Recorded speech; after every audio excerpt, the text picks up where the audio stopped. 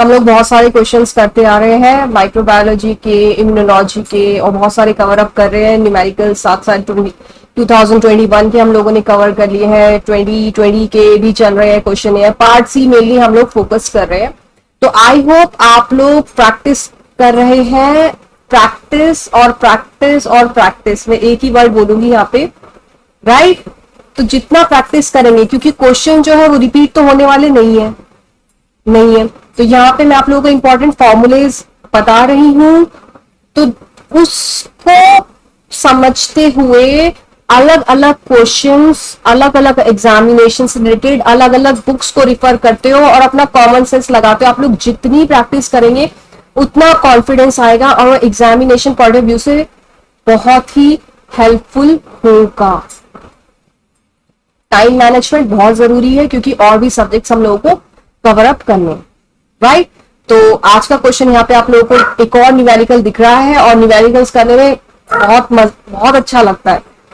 मेरे को तो बहुत मजा आता है। आई होप आप लोगों को भी बहुत मजा आ रहा होगा, क्योंकि एक बार अगर कॉन्सेप्ट्स क्लियर हो गए तो फिर कोई दिक्कत आनी ही नहीं है, राइट? तो चलिए आगे बढ़ते हैं। इस क्वेश्चन को मैं पहले पढ़ देती हूँ, उसके बाद में हम लोग कॉन्सेप्ट जानेंगे, उसको कोऑर्डिनेट करेंगे, अपनी नॉलेज को यूज करेंगे, कौन सा फॉर्मूला लगना है वो जानेंगे। तो उससे पहले चीजों को प्रैक्टिकली समझने की कोशिश करेंगे, राइट?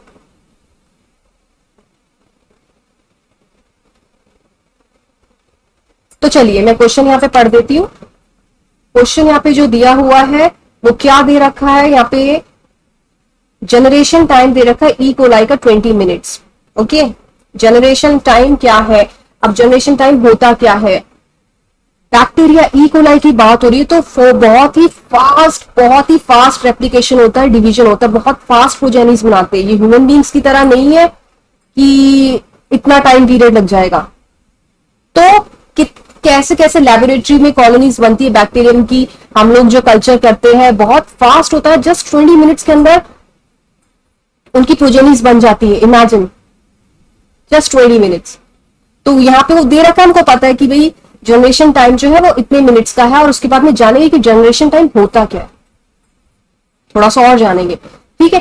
तो मान के चलिएगा कि हम लेबोरेटरी में एक एक्सपेरिमेंट कर रहे हैं। एक एक्सपेरिमेंट चल रहा है, एक सिंक्रोनस कल्चर, एक कल्चर चल रहा है। सिंक्रोनस का क्या मतलब है यहाँ पे?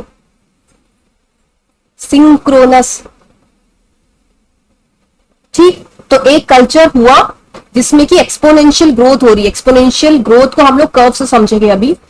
उसमें जो है बैक्टीरिया की जो सेल्स आई 10 की पावर 6 आई, 10 की पावर 6, ये 106 नहीं है, 10 की पावर 6 है। आ गई, इनिशियल पॉपुलेशन दे दी उन लोगों ने।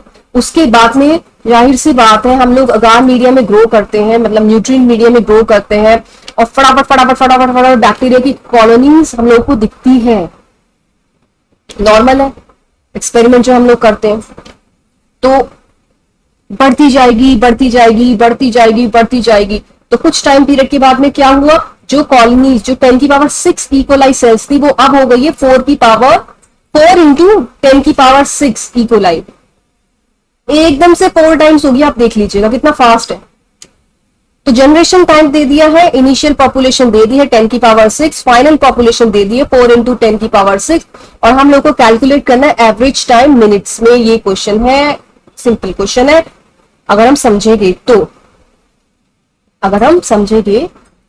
तो इससे पहले भी अगर आप लोगों को ध्यान हो, हम लोगों ने इसी तरीके का क्वेश्चन किया था। इनिशियल माइक्रोबियल ग्रोथ रिलेटेड ही था वो क्वेश्चन, जिसमें इनिशियल पॉपुलेशन दे दी थी, फाइनल पॉपुलेशन दे दी थी। ये बहुत इंपॉर्टेंट टॉपिक है। पहली वाली वीडियोस में मैंने बताया था कि ये formula microbial growth, kinetics, right, और जेनेटिक्स से रिलेट आई रहे हैं। इंपॉर्टेंट कॉन्सेप्ट है ये, काफी ग्राफिकल बेस्ड क्वेश्चंस समझ लीजिए, या फिर उसको फॉर्मूला बेस्ड क्वेश्चंस, मतलब न्यूमेरिकल बेस्ड क्वेश्चंस रिपीटेडली आ रहे हैं। तो काफी इंपॉर्टेंट कॉन्सेप्ट है, राइट? तो क्वेश्चन आई होप आप लोगों को समझ में आ गया है, और अभी हम लोग क्रैक करेंगे थोड़ी देर में, फॉर्मूला लगाने वाले हैं इसमें। तो उससे पहले जान लेते हैं कि भाई माइक्रोब ग्रो कैसे करता है, वो कर्व क्या है, कर्व कैसे आता है, जनरेशन टाइम क्या है, और ये सारी चीजें हम लोग डिस्कस कर रहे हैं अब इस लेक्चर में। राइट राइट, चलिए स्टार्ट करते हैं। तो बात हो रही है यहां पे माइक्रोब के ग्रोथ की। सो microbial growth genetics.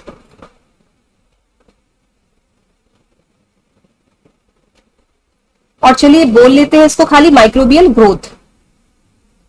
Right, genetics का अभी इतना कवर नहीं करेंगे क्योंकि उसमें कुछ रिप्रोडक्शन वगैरह भी आ जाएंगे। तो बेसिकली माइक्रोबियल ग्रोथ के बारे में बात करेंगे। एक्सपोनेंशियल ग्रोथ मैं यहां पे लिख सकती हूँ। सो माइक्रोबियल की जो ग्रोथ है बेसिकली वो किस तरीके की होती है? एक्सपोनेंशियल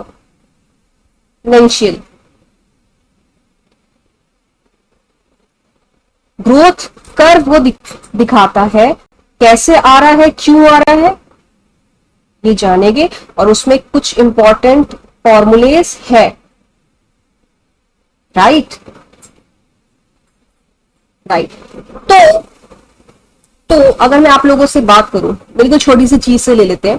बैक्टीरिया की कॉलोनीज हम लोग देखते हैं किस तरीके से लैब में काम कर रहे हैं। ग्रो कर सकते हैं, आराम से ग्रो कर सकते हैं। कोई भी सैंपल ले लीजिए, इनोकुलम ले लीजिए, उसके बाद में मीडिया को ऐड करते हैं। अलग अलग टेक्निक्स होती है, कॉलोनीज हम लोग को इंक्यूबेशन के बाद में दिख जाती है। तो एक्सपेरिमेंट हम लोग करते ही आ रहे हैं। तो उसी तरीके से बैक्टीरिया की ग्रोथ हम लोग को दिख जाएगी। Right right. अब डिवीजन कैसे होता है? अगर हम छोटा सा एग्जांपल ले, बिल्कुल ही कॉमन सा एग्जांपल ले, तो मान लिया मैंने ये बैक्टीरिया का सेल बना लिया। ये मैं अंदर मैं कुछ नहीं भर रही हूं, ये आप कर लीजिएगा। ठीक है, ये मैंने एक बना दिया बैक्टीरियल सेल सपोज। ठीक है ठीक है। उसके बाद में हमको पता है कि बाइनरी फिजन की वजह से कॉलोनीज आती है ना, ये डिवाइड हो जाता है। एक सेल जो है डॉटर सेल्स में डिवाइड हो जाती है और फर्दर बैक्टीरिया की सेल्स आ जाती है।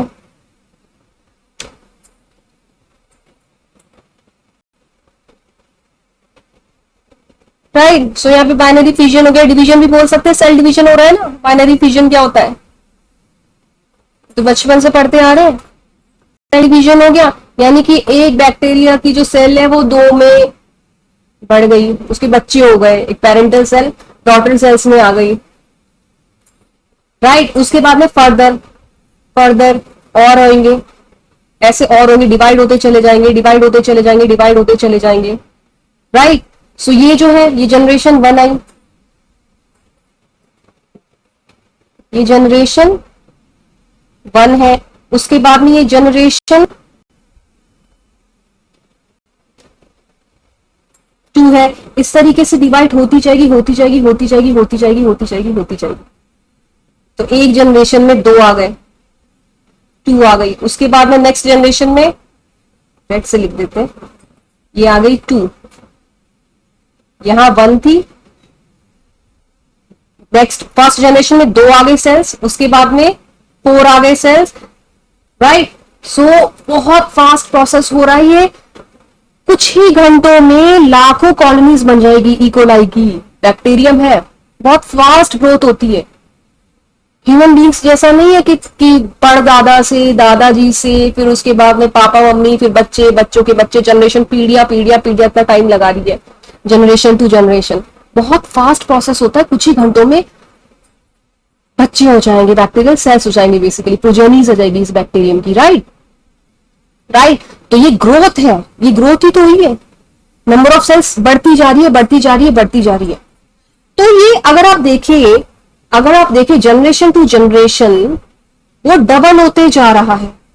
सेल्स जो है बैक्टीरिया की डबल होती जा रही है। राइट। इसीलिए इसको बोलते हैं, ये जो डबल हो रहा है, वो जो पर्टिकुलर टाइम पीरियड है जिसमें कि बैक्टीरिया की सेल्स डबल होती जा रही, उसको बोलते हैं डबलिंग टाइम या फिर जनरेशन टाइम, क्योंकि पीढ़ियां बढ़ रही है ना, तो डबलिंग टाइम और जनरेशन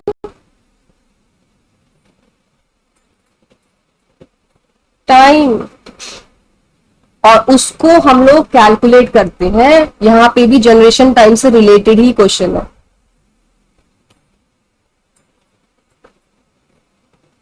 राइट।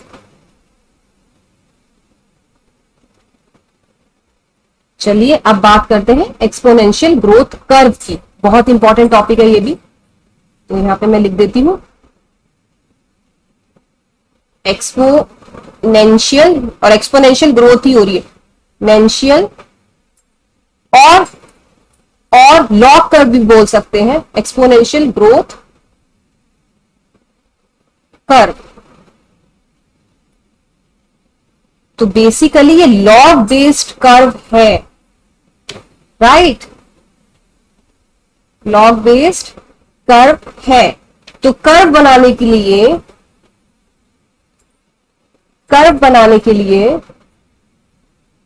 हम लोगों को क्या चाहिए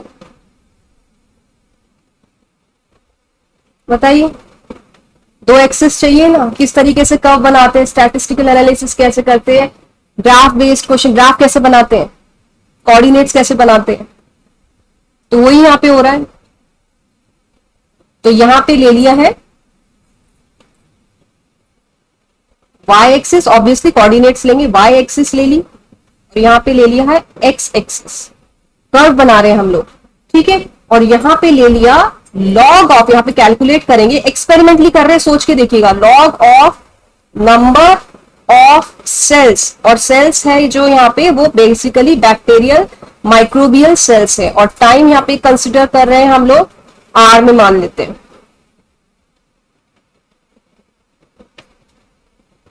ओके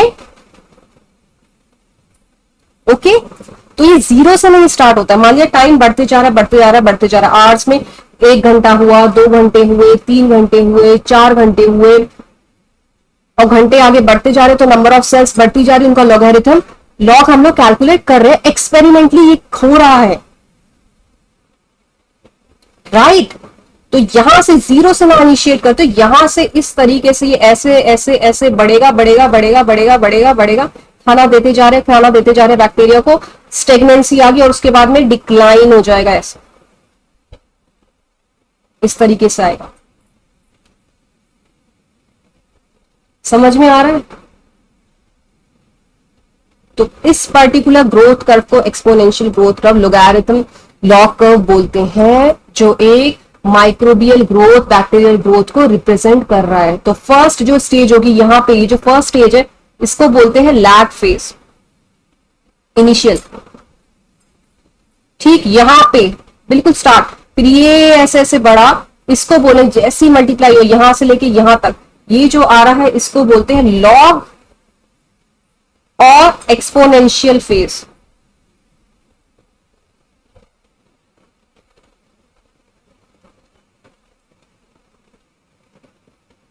ये जो स्टेगनेंट हो गया, ये इसको बोलेंगे स्टेशनरी फेज।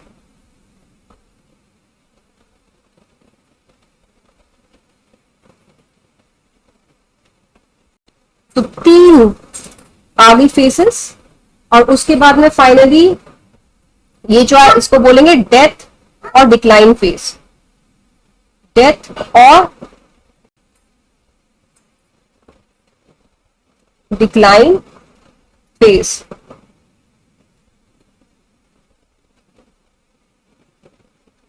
राइट। तो पहला वाला है लैग फेज, दूसरा है लॉग और एक्सपोनेंशियल फेज, तीसरा है स्टेशनरी फेज, और चौथा है, फोर्थ है डेथ फेज और डिक्लाइन फेज। तो नाम से पता लग रहा है लैग फेज मतलब यहां पे सेल्स जो है, यहां पे जो सेल्स है वो नहीं बढ़ी, नंबर ऑफ सेल्स जो है वो यहां नहीं बढ़ी। फिर धीरे धीरे धीरे जैसे मीडिया प्रोवाइड किया, मीडिया के थ्रू बैक्टीरिया को न्यूट्रिएंट्स मिल गए, खूब सारे बैक्टीरिया हमला कर रहे, प्रोजेनिस बढ़ती जा रही, खाना दे दिया आपने बैक्टीरिया को, खाना खाते जा रहे, बढ़ते जा रहे, खाना खाते जा रहे, बढ़ते जा रहे, तो न्यूट्रिएंट्स मिलते जा रहे हैं, तो नंबर ऑफ सेल्स क्या होगी, डबल होती जा रही, बढ़ती जा रही। तो यहाँ पे सेल्स जो है नंबर ऑफ सेल्स जो है बढ़ती जा रही है, बढ़ती जा रही है, बढ़ती जा रही है, राइट। उसके बाद में स्टेगनेंसी होगी, बस खाना आपने रोक दिया, एक फेज ऐसी आ गई कि नहीं बढ़ेंगे, तो सेल डिवीजन बराबर हो गया यहां पे किसके, सेल डिवीजन किसके बराबर हो गया, कहीं ना कहीं डेथ के, ठीक है। जब जितने बढ़ रहे हैं उतने मर भी रहे, जितने बढ़ रहे, क्योंकि खाना आपने रोक दिया, खाना देना बंद कर दिया, तो मरने शुरू हो जाएंगे धीरे धीरे, तो स्टेगनेंसी हो जाएगी। स्टेगनेंट देखिए ग्राफ से पता लग रहा है, स्टेगनेंट हो गया, रुक गया है। और फिर जब खाना रोक दिया, डिप्लीशन हो गया, बैक्टीरियल ग्रोथ पे क्या हो गया, स्टारवेशन पॉइंट पे पहुंच गया, तो मरने शुरू हो जाएंगे, तो डेथ फेज या फिर डिक्लाइन फेज शुरू हो जाएगी। क्लियर है ये कर, राइट राइट, तो इजी ना। तो इमेजिन कीजिए जैसे जैसे हाई स्टडीज की तरफ जाएंगे तो हम लोग स्टैटिस्टिक्स लगाते हैं, फॉर्मूला लगाते हैं, ये कैलकुलेट करते हैं लाइव, हम लोग पॉपुलेशन काउंट करते हैं और ग्राफ बनाते हैं, ये होता है एक्सपेरिमेंटली और बहुत डीप में होता है आगे जाके, तो काफी इंटरेस्टिंग है ये सारी चीजें, ठीक। सो जनरेशन टाइम आप लोगों को समझ में आ गया, ग्रोथ कर्व आप लोगों को समझ में आ गया, काफी इंपॉर्टेंट है ये, ध्यान रखिए किस तरीके से हो रहा है। और फॉर्मूला अब मैं आप लोगों को बता देती हूँ कि फॉर्मूला क्या है, क्या लगना है। तो जनरेशन टाइम का अब हम लोग सॉल्व करेंगे न्यूमेरिकल। तो जनरेशन टाइम हम लोगों को समझ में आ गया है, जो है या इसको डबलिंग टाइम भी कहते हैं,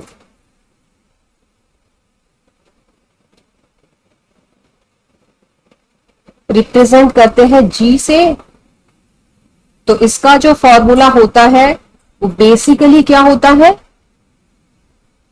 time T upon N, simple वाला फॉर्मूला बता रही हूं, बाकी और भी इसके फॉर्मूलेस होते हैं जो कि अप्लाई करे जाएंगे। सो टी अपॉन एन होता है, यहां पे टी का क्या मतलब है,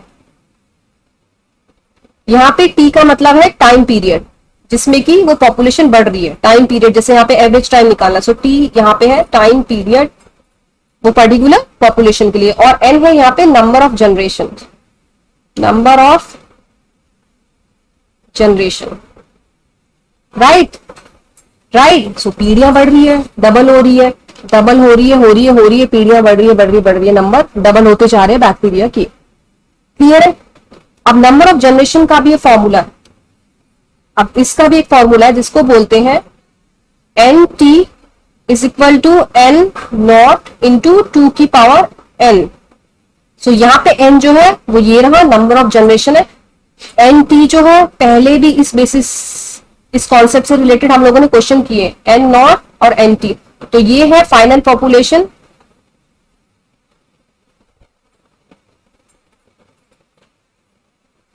और ये है इनिशियल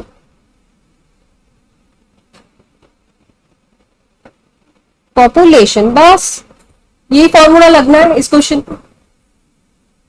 आधे बच्चे तो क्वेश्चन सॉल्व कर चुके होंगे ऐसे ही लाइव कॉमन सेंस से, चलिए लगा देते हैं, ये वाला फॉर्मूला लगना है, बाकी और भी इंपॉर्टेंट फॉर्मूलेस में कवर अप करूंगी लेक्चर्स में भी, और जैसे साथ साथ हम लोग न्यूमेरिकल्स करेंगे। तो यहाँ पे एनटी की जो वैल्यू है, जो फाइनल पॉपुलेशन है वो दे दी है 4 इंटू 10 की पावर 6 सेल्स, राइट।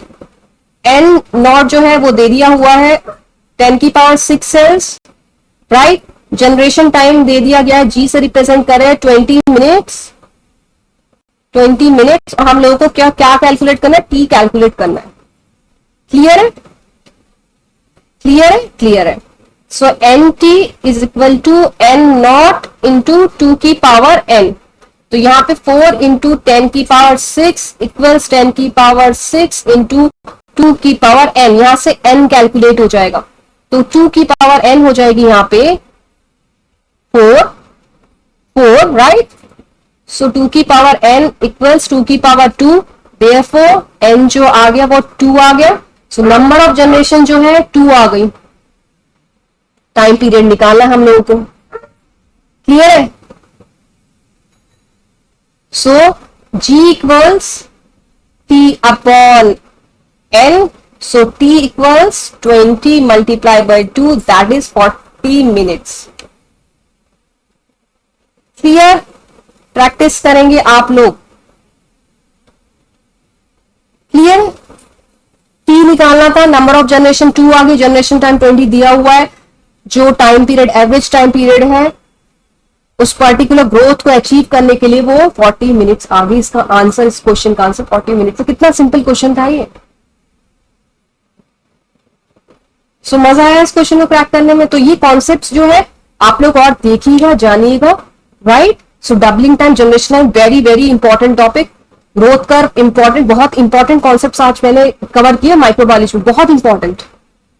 ठीक है, तो आगे जाके अभी हम लोग और भी न्यूमेरिकल सॉल्व करेंगे और लेक्चर्स में आगे बढ़ेंगे। आई होप आप लोगों को मजा आया। चलिए प्रैक्टिस करते रहिए आप लोग। Thank you so much, have a great day.